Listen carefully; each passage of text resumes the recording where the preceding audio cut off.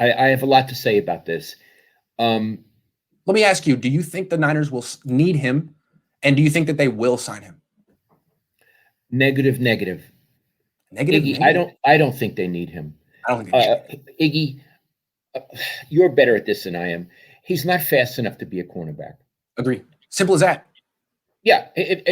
So, could he be safety? I suppose. But you know what, Iggy? Safeties, I think, have to hit harder than he does. They have to be faster than he is. And the Niners have safeties. That's the main point. The Niners have safeties. Yeah. Go try somewhere else.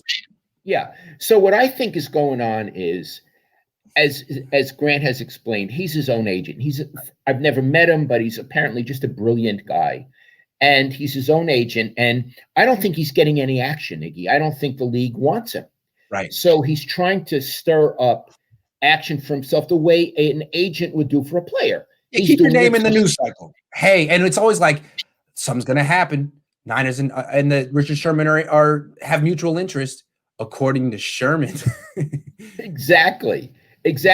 So I'm very skeptical of the idea that the Niners are even interested in him, because all of their actions indicate they're not interested in him.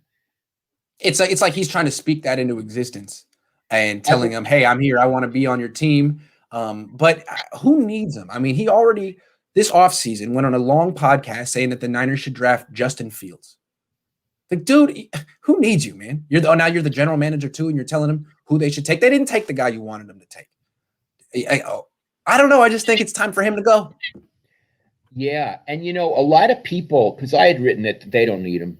And a lot of people on Twitter are very faithful to him, which is great.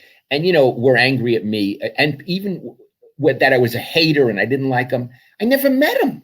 How could I hate him? I mean, we both went to Stanford. Iggy says if we knew each other, we'd really get along quite well. Mm-hmm. So I don't have any negative feelings about him. I'm just evaluating him on, he can't run, Iggy. It's very bad when you're a defensive back, and he's really slow. He looks like he's running in boots. Like, the whole thing looks very painful and labored. Yeah. I think I could beat him in a race right now. But I'm fast. People don't know that about me. You are very fast, but I don't want you to do any running anymore. So, but there's a more important topic. Yes. And this I really want to talk about. It's not only about Sherman, but it's about football. Mm-hmm. A lot of the people who disagreed with me on Twitter said, you're missing the point, Lowell. If the Niners bring him in, he's a veteran. I'm saying veteran, quote unquote, veteran presence. You need guys like that in a locker room. He will bring so much expertise and knowledge and wisdom to the young players in the defensive backfield. Okay, a couple of things about that. First of all, the people who talk to me about what you need in the locker room, I've never been in a locker room. Mm-hmm. I love when fans come up to me and tell me how sports works. I spent my life in locker rooms, smelling the sweat and all of that. I've spent thousands of hours, Iggy, thousands. In locker rooms and clubhouses. And people are telling me what they need in locker rooms. It kills me. Okay, so that's number one. Number two, he'll bring wisdom. What I have to say about that, if he's going to bring wisdom, but he can't play, hire him as a coach. Yeah.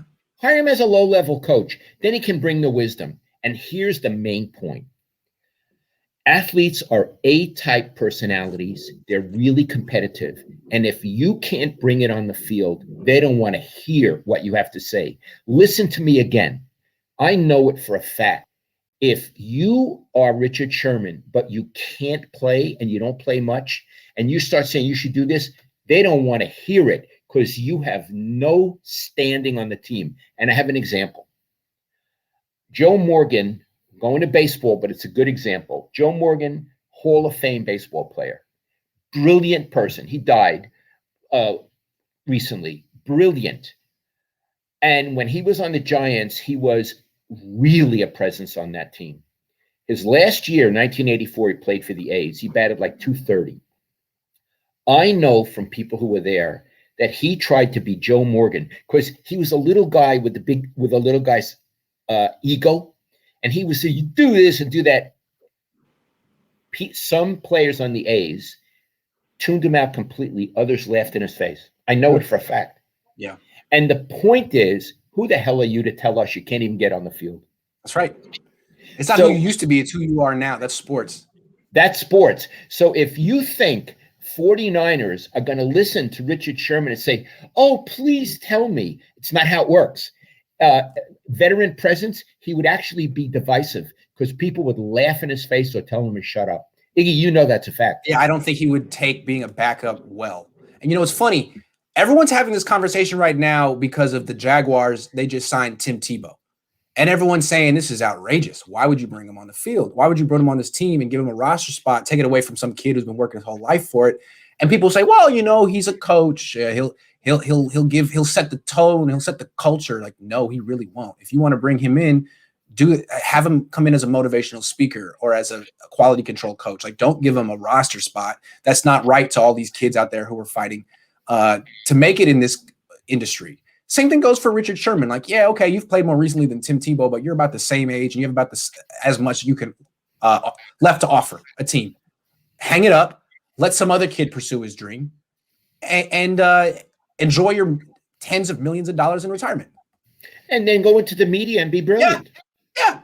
Go into the media and be brilliant. But my main point, and this is for people watching us, don't fall in prey to that cliche, veteran presence, bring wisdom. It's baloney. If you can't play, they don't want to hear from you. In fact, they want you to shut up.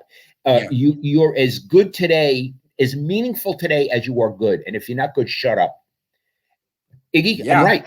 Yeah, and I look, I'm not taking a shot at the right tackle. I'm not going to say his name, but this is my issue with the right tackle.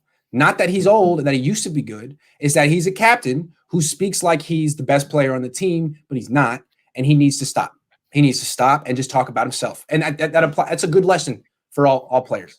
You got to earn that the right to talk about everyone else. It's true. You have to earn it every week. You do.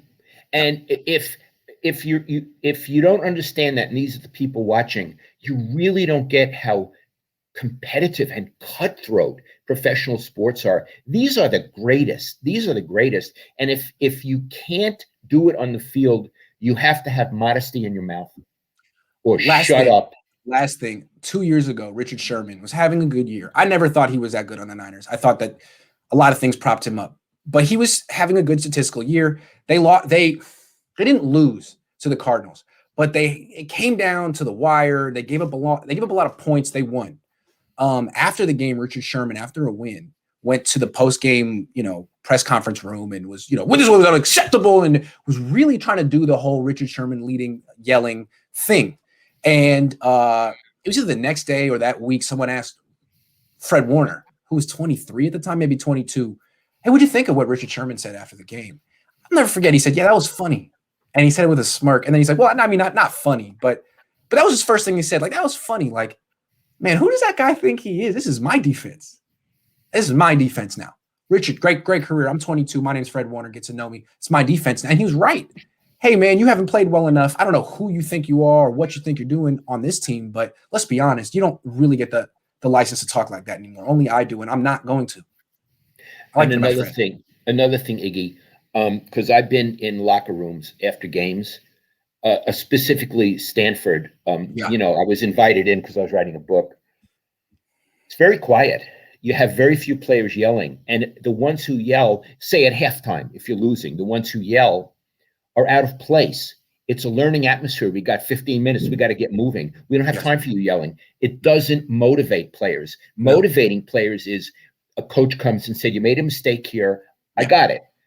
On the next time this happens, do this. That's how it works. The yellers are in the way. And so also what Warner was saying was what he did was irrelevant. It was show business. It wasn't football. It's exactly what he said. And I just was like, man, Fred Warner has a lot of presence to giggle this guy off like that. It's Richard Sherman. But at the same time, it's like, nah, that used to be Richard Sherman as far as we're concerned over here. This guy's just not matter to us. Yeah. Final question. Will Richard Sherman be in the league this coming season? No, I don't think so. 0%, zero chance. No. Yeah. Otherwise, someone would have taken him already. Yeah, what is he waiting for?